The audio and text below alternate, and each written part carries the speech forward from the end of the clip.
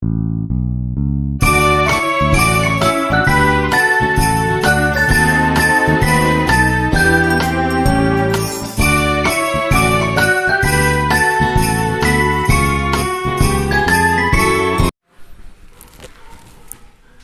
good morning, student. So in this series of conceptual physics, this is your fifth lecture on electrostatic, and in today's lecture we will discuss the most important law, that is a Gauss law. Now, as far as a scientist Mark Frederick Gauss is concerned, actually this Mark Frederick Gauss, he born in 1775 and died in 1855. He is all-time famous mathematician, popular mathematician. He had given the relationship between electric charges and the electric field produced by them. That relationship between electric charges and the electric field produced by them is called Gauss law. But similar type of relationship between the electric charges and electric field, it is provided by Coulomb's also in his famous Coulomb's law. So both Gauss as well as Coulomb, they had given the relationship between electric charges and the electric field produced by them. Then why Gauss law is more important, most useful as compared to that of Coulomb's law? It is only because that by using Gauss law, because Gauss law provide you a tool. Gauss law will provide you what? A tool by using which you can determine electric field intensity at any point outside the closed surface. That closed surface may be what? May be a regular shaped bodies like sphere, cylinder, plate, or it may be irregular shaped body. So as far as Gauss law is concerned, Gauss law will give you the relationship between electric field and the charge enclosed by that closed surface. Charge enclosed by a closed surface. So such important Gauss law. First we will see what is the statement of Gauss law, and then we will try to prove that Gauss law. So the Gauss law, it states that the flux of net electric field, the flux of net electric field through a closed surface, the flux of net electric field through a closed surface, the flux of net electric field through a closed surface is equal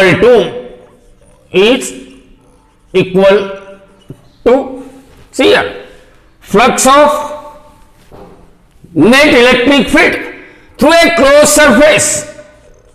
We know by definition it is integral of what? E into ds is equal to, see here, what is this Q? It is the charge enclosed by that closed surface, and epsilon 0 is what? Permittivity, is equal to the net charge enclosed, the net charge enclosed by the surface, closed surface, the net charge enclosed by the surface divided by what? Divided by epsilon 0. So see, what is the statement of Gauss law? The flux of net electric flux denoted by phi suffix e, the flux of net electric field through a closed surface, phi e, by definition it is integration of E into ds, is equal to the net charge enclosed by that closed surface divided by epsilon 0. Divided by epsilon 0. So we want to prove Gauss theorem. For that purpose, we will consider irregular closed surface. This is what? This is not regular shape. So this is what? Irregular closed surface. And at some point O inside the irregular closed surface, let plus q amount of charge is situated at some point O. O is a point inside irregular closed surface where plus q amount of charge is situated, and let P is any point on the surface of that irregular closed surface such that point P is at a distance r from the charge q. From the charge q. Now let us consider the small surface area ds. Consider the small surface area ds. ds represent infinitesimal surface area, or infinitesimal area means this area is very small, which is drawn round the point P. Infinitesimal area ds is drawn surrounding to point P, means P is a point on that area. Then let normal to this area, this arrow will represent what? Normal drawn to the surface area ds. Remember, ds bar, it is what? It is area vector. And how you can represent area vector? Area vector ds is always perpendicular to the surface area ds.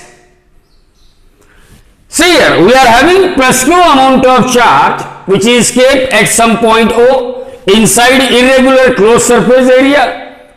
P is any point at a distance r on the surface of that closed area. We had drawn the infinitesimal area ds around the point P. Normal to the area ds will be shown by means of an arrow. ds bar, it is area vector and it is always perpendicular to the surface area ds. Now you know very well that electric intensity at point P, let us represent E is the electric intensity at point P, which is at a distance r from the charge q. E is what? Electric intensity at what? At point P. Due to what? Due to charge plus q, situated at what? Situated at a distance r from it. Then remember, the magnitude of electric intensity at point P, magnitude of, what is the magnitude of intensity of electric field? Magnitude of intensity of electric field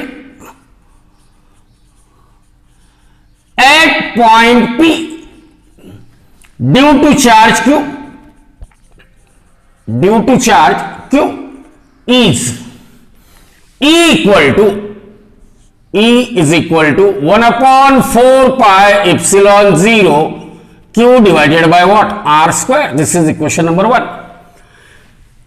So the magnitude of electric intensity at any point P at a distance r from the charge plus q, it is 1 upon 4 pi epsilon 0 q divided by r square. This is about the magnitude. But here I have shown the direction of electric intensity. It is directed away. Because that charge is a positive charge, we know that electric intensity at any point due to positive charge is always directed away. So that's why electric intensity at point P, it is directed away. Direction of E is what? Vector E is directed away from charge Q. Directed away from plus Q charge, because that charge is positive charge. Let theta, see here, as far as the direction of electric intensity is concerned, that electric intensity is not normal to the area ds, means angle between the surface area ds and that of electric intensity, this angle is not normal. This angle is not normal. I have drawn the normal along this arrow. So, the direction of electric intensity, direction of what? Intensity of electric field E, it makes an angle theta with the normal. This is the normal. What is the angle made by E? E makes an angle theta with normal to the area ds. In other words, you can resolve this E into two components. The component which is along the normal, it must be what? E cos theta. And this component, it must be E sine of theta. So, E cos theta is that component of electric intensity which is normal to the surface area ds. E is not normal to area ds. E makes an angle theta with the infinitesimal area ds because it is a vector quantity. So, the component of E along the direction of ds, or E cos theta, is that component of electric intensity which is normal to the surface area ds. Here we can find what is the electric flux that crosses the infinitesimal small surface area ds. We know flux is nothing but electric intensity multiplied by area. Flux is nothing but electric intensity multiplied by what? Area. So, the flux associated with electric flux that crosses the infinitesimal area ds is d phi suffix E equal to the component of E which is normal to the area ds multiplied by surface area ds. What is this E cos theta? E cos theta is that component of electric intensity which is normal to the surface area ds. So, E cos theta into ds. E cos theta into ds. This is our equation number 2.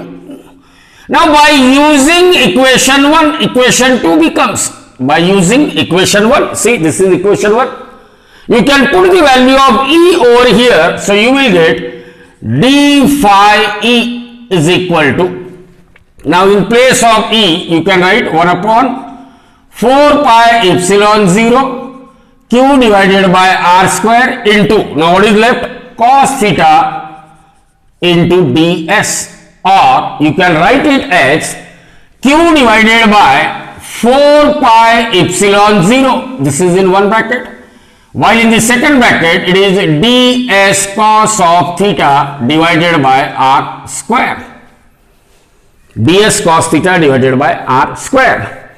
See here, up to your level it is expected that this term ds cos theta divided by r square, ds into cos of theta whole divided by r square will gives you some term that is known as d omega, and actually this d omega is the solid angle. D omega is what? A solid angle subtended by area ds at point O. Remember, solid angle d omega, it is represented by means of circle, or normally the plane angles will be represented by means of what? An arc.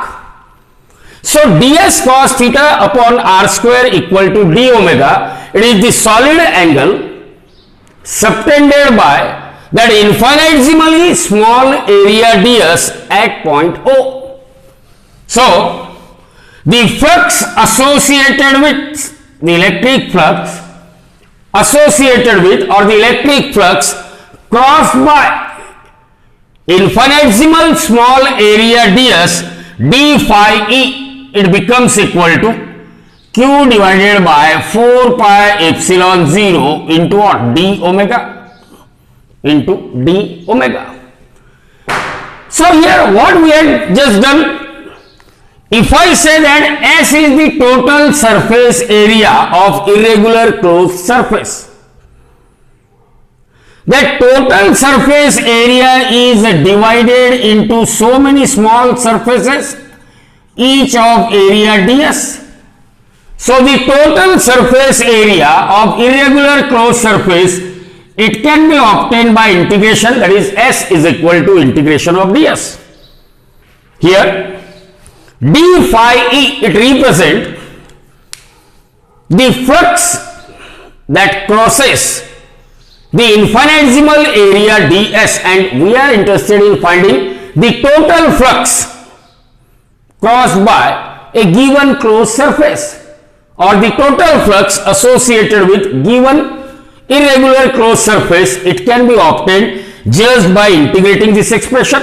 So integration of the total flux phi e, total flux associated with a given irregular closed surface, it can be obtained by integration. So it is equal to integration of d phi e equal to integration of vector e into vector ds is equal to integration of, here it is q divided by 4 pi epsilon 0 into d omega. This q divided by 4 pi epsilon 0, it is constant, therefore the total flux crossed by a given irregular closed surface phi e is equal to that q upon 4 pi epsilon 0, it is a constant, take it outside that integration and into integration of d omega. What is d omega? It is the solid angle subtended by infinitesimal small surface area at any point inside the closed surface. Remember, integration of d omega is equal to omega.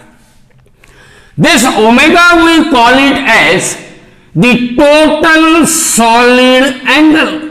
Omega is what? Total solid angle subtended by any closed surface of any shape. Total solid angle subtended by any closed surface at any point inside it, and it can be proved to be equal to 4 pi.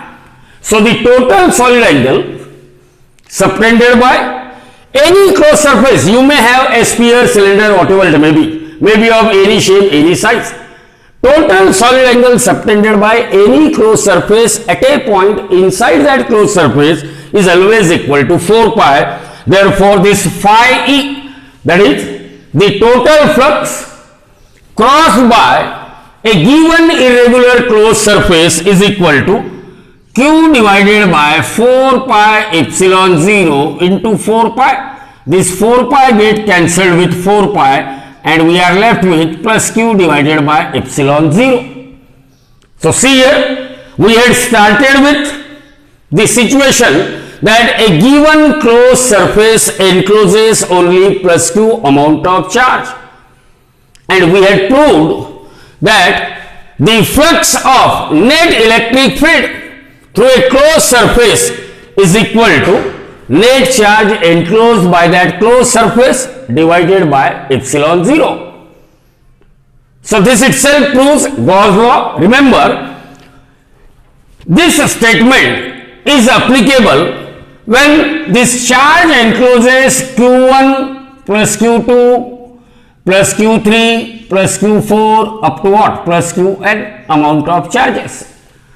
If a given irregular closed surface encloses Q1, Q2, Q3, Q4 up to what? Qn amount of charges, then charge Q1, the net flux due to charge Q1 over a closed surface. What is the net flux due to charge Q1, due to charge plus Q1 over a closed surface, over a closed surface is equal to plus Q1 divided by epsilon 0, because already we had proved that when a closed surface encloses charge Q, then the net flux over that closed surface due to charge Q, it is Q divided by epsilon 0. So same law is applicable for the charge Q1. The net flux over a closed surface due to charge Q1 is equal to plus Q1 by epsilon 0. Due to charge Q2 is what? Plus Q2 divided by epsilon 0.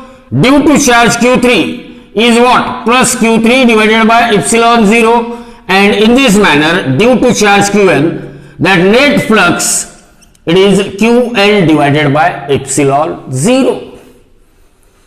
So if a given closed surface encloses Q1, Q2, Q3, Q4 up to what? Qn charges, every charge will contribute in the electric flux of that closed surface. The total flux due to charge Q1 over the closed surface, Q1 by epsilon 0, due to charge Q2, Q2 by epsilon 0, due to charge Qn, Qn by epsilon 0. Everywhere here we are having a presence of positive sign. It indicates what? Whenever we are describing the net flux due to positive charge, it is plus Q1 by epsilon 0. It is because the flux due to electric flux due to positive charge, this is irregular shape body. The electric flux due to positive charge, it is always directed what? Outward. Whenever we are having positive charge, electric flux due to positive charge, it is directed what? Outward. Whereas if we are having a body which contains negative charge, then electric flux due to negative charge is directed inward, that is towards the charge. Electric flux due to positive charge is directed away from the charge. Electric flux due to negative charge, it is directed what? Towards the charge. So this is outward flux due to positive charge, this is inward flux due to what? A negative charge. Now also here we want to see that if we are having a charge Q outside that conductor, then whether it will contribute to the flux of a given conductor or not. So if Q is a charge situated outside the conductor, I can draw the cone of same solid angle d omega. And what I will see here, this cone will cut, this cone, it will cut the given closed surface at two faces A and B. And look at this face A. The net flux that enters the conductor at face A, it is plus Q divided by what? It is plus Q divided by 4 pi into d omega. And not it is plus, because that flux is inward, means it is flux due to negative charge. So the net flux at surface A, it is minus Q into d omega upon 4 pi, and at surface B, that flux is what? Plus Q d omega divided by 4 pi. So whatever flux is directed inward, same amount of flux is directed outward, means they will cancel the effect of each other. So we can conclude that whenever we are having the electric charges outside any closed surface, they will never contribute to the flux of that closed surface. Charge outside the conductor, charge outside the surface will have zero electric flux over that conductor. They will not contribute to the flux. They will not disturb the flux of that conductor. They will not disturb the flux of that conductor. So see here, what we had considered, that a given closed surface area, when it encloses Q1, Q2, Q3, Q4, Qn amount of charge, then each charge will contribute to the net flux of that closed surface area. Net flux due to charge Q1 is what? Plus Q1 upon epsilon 0, due to charge Q2 is Q2 upon epsilon 0, due to charge Qn, it is equal to what? Qn upon epsilon 0. Then by using principle of superposition,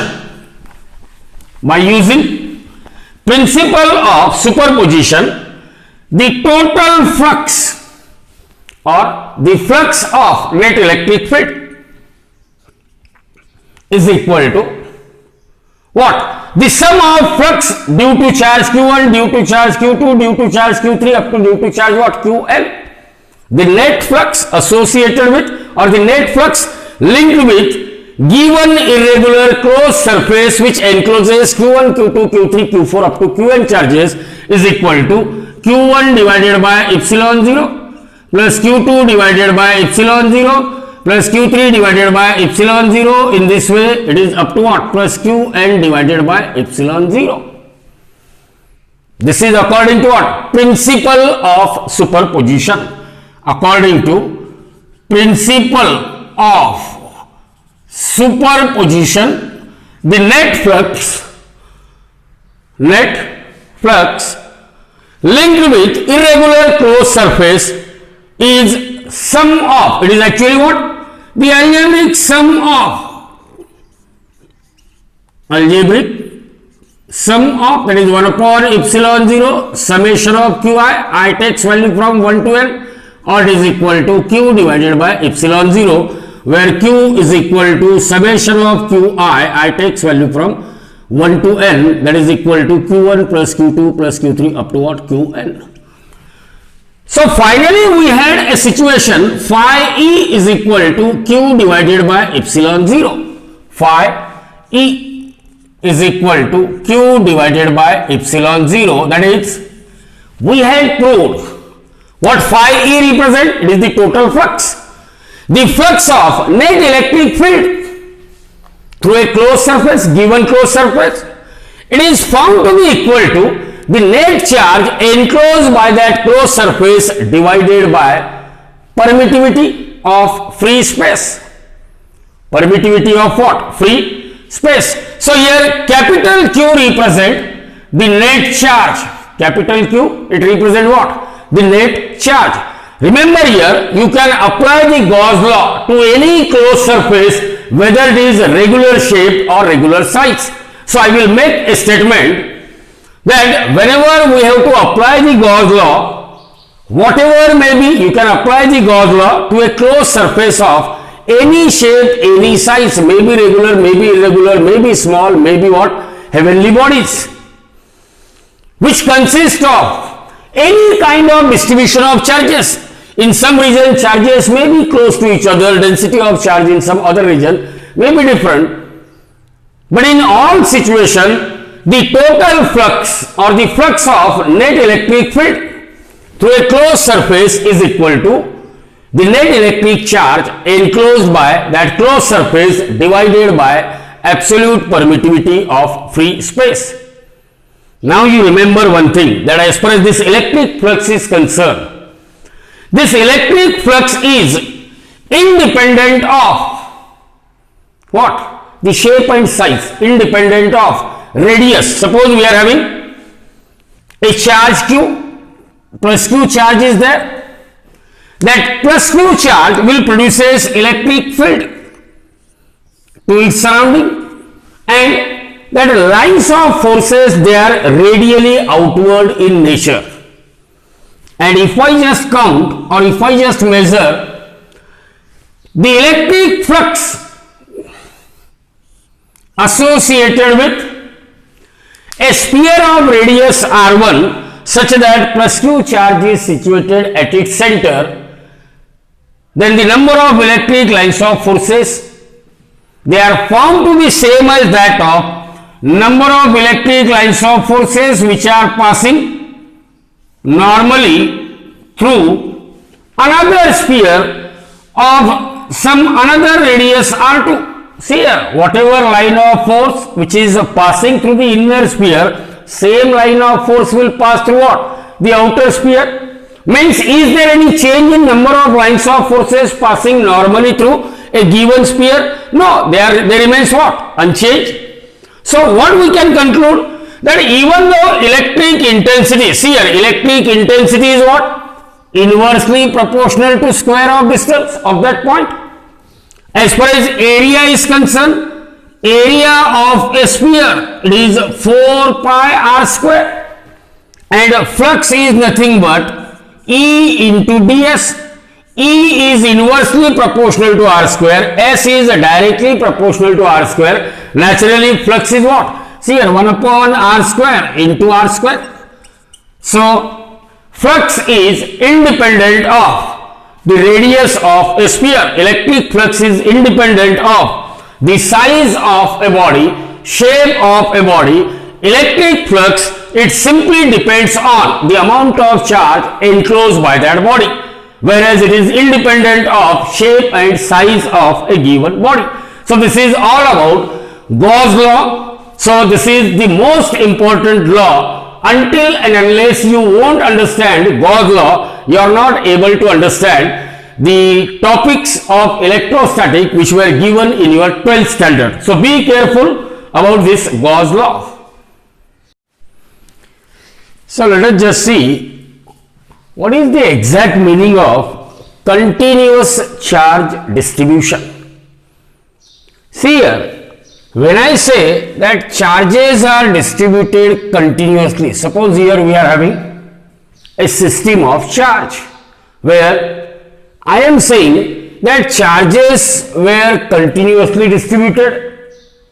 It means charges are lying very close to each other as compared to that of their distance from the point where we are calculating electric field intensity due to system of a charge.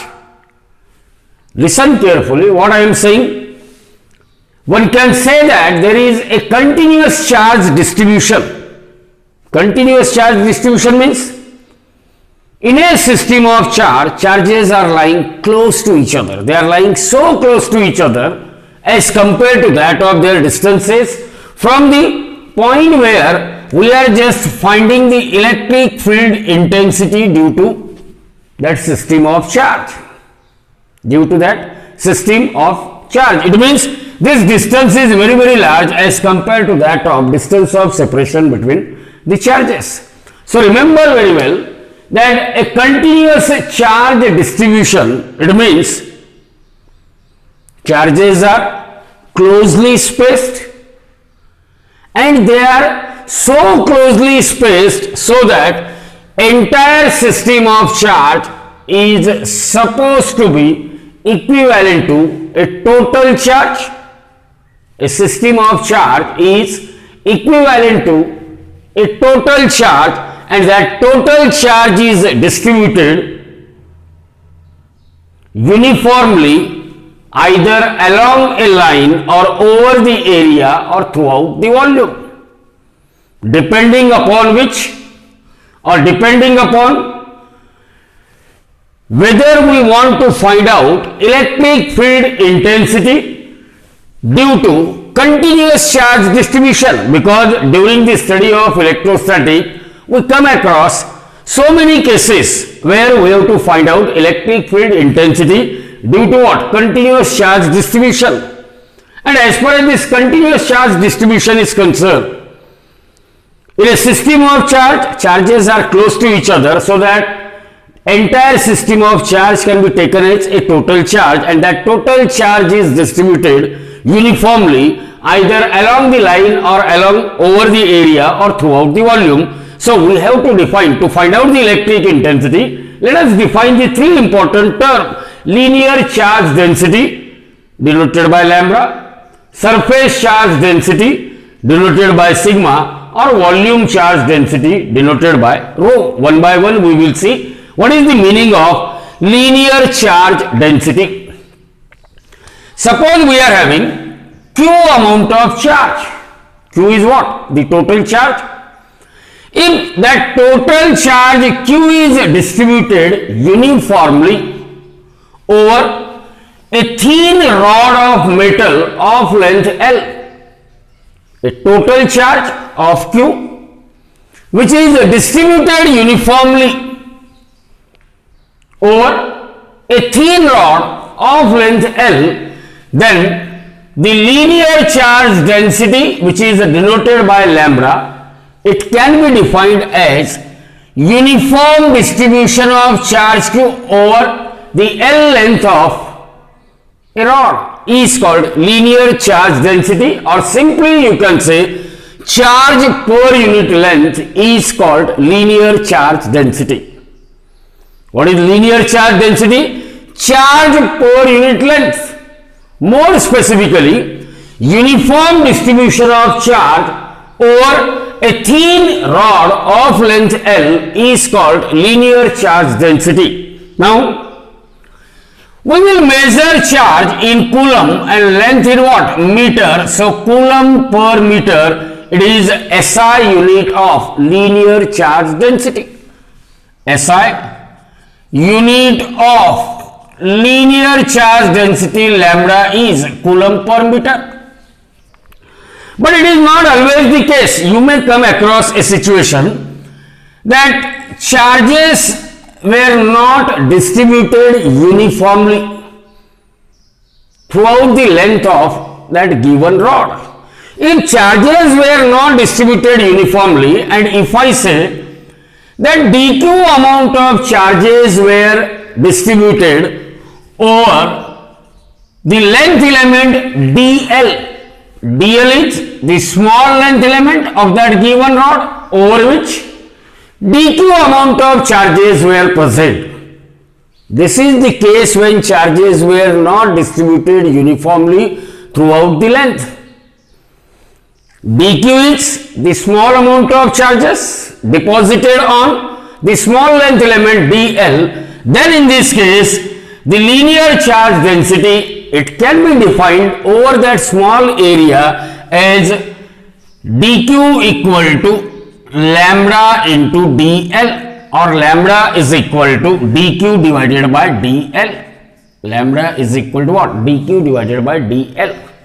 So, charge per unit length is called linear charge density, where Q amount of charge is distributed uniformly throughout the length of a rod, and its SI unit is coulomb per meter.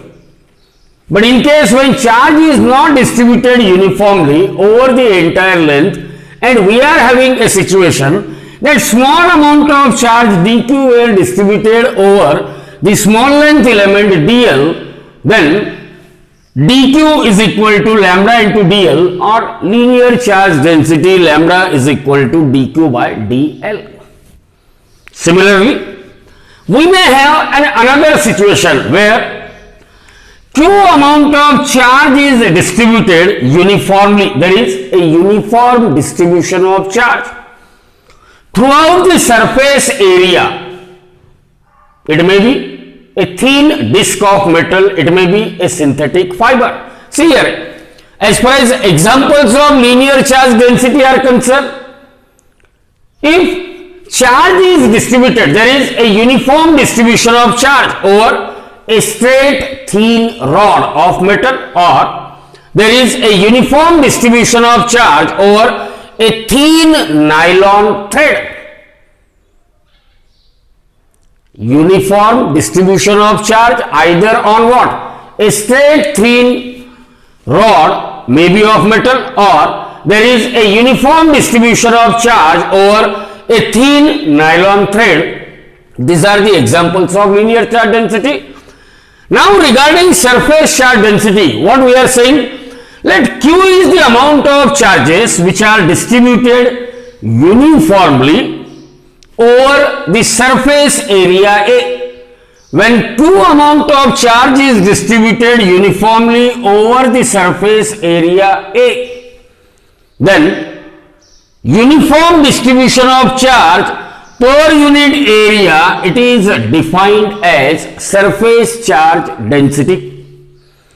What is surface charge density? Charge per unit area or uniform distribution of charge over the surface area is called surface charge density. We know charge is measured in the unit of coulomb and area is measured in the unit of what? Meter square. Therefore, SI unit of what?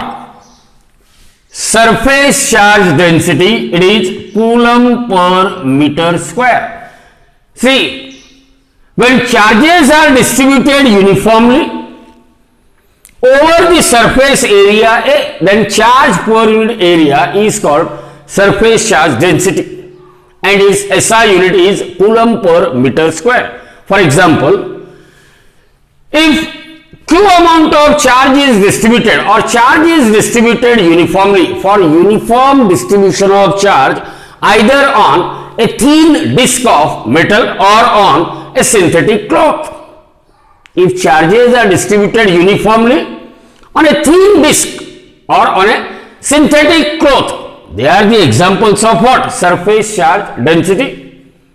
Now there might be a situation that charges were not distributed uniformly over the given surface area, means over thin disc or over the surface area of what? Synthetic cloth.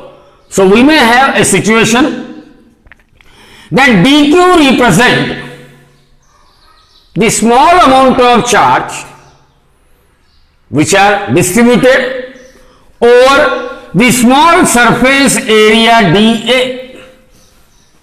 dq represent the small amount of charge distributed over the infinitesimal area element dA. Then this dq can be written as a sigma into dA, or sigma is equal to dq divided by dA. So remember, if charge is distributed uniformly throughout the surface area, no problem, surface charge density is charge per unit area. But you may come across the situation that charges were not distributed uniformly throughout the surface area, but we may have a situation that dq represent the small amount of charges which are distributed over the infinitesimally small area dA. Then in that case, dq equal to sigma dA or sigma equal to dq by dA. The third concept, that is related with what? Volume charge density. If we are having Q amount of charge which are distributed uniformly throughout the volume of material of a given object. If Q represent the amount of charge which are distributed uniformly throughout the volume of material, then charge per unit volume is called volume charge density. If Q amount of charge is distributed uniformly throughout the volume of given material, then charge per unit volume is called volume charge density. You know very well, charge is measured in SI unit of coulomb. Volume is measured in SI unit of meter cube. Therefore, SI unit of what? Volume charge density sigma, it is equal to coulomb per meter square. Example of volume charge density, what you can say? Uniform distribution of charge over a solid plastic cube or a solid plastic sphere. Uniform distribution of charge throughout the volume of solid plastic sphere or uniform distribution of charge throughout the volume of solid plastic cube are the examples of volume charge density. Now you may come across a situation that charge is not distributed uniformly throughout the volume of material of given object. You may have a situation that suppose we are having a small volume element dV and let dq is the amount of charge enclosed by the small volume element dV. dV represent what? Small volume element. dq represent what? The amount of charge enclosed by that what? Small volume element. Then dq must be equal to rho into dV, or rho must be equal to dq divided by what? dV. Rho must be equal to what? dq divided by dV. So you must remember the three important conceptual definition: linear charge density, then surface charge density, and then volume charge density. What is linear charge density? Charge per unit length. What is surface charge density? Charge per unit area. What is volume charge density? Charge per unit volume.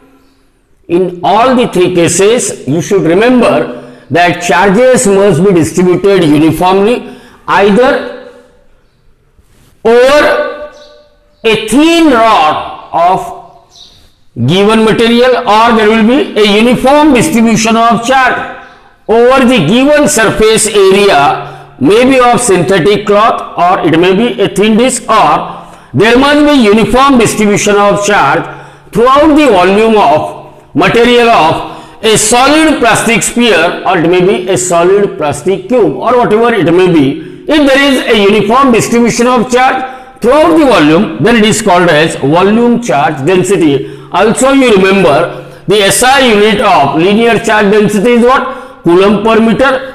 SI unit of surface charge density is what? Coulomb per meter square. SI unit of volume charge density, it is Coulomb per meter cube, because volume is measured in what? Meter cube. So this is about linear charge density, surface charge density, and a volume charge density. Volume charge density.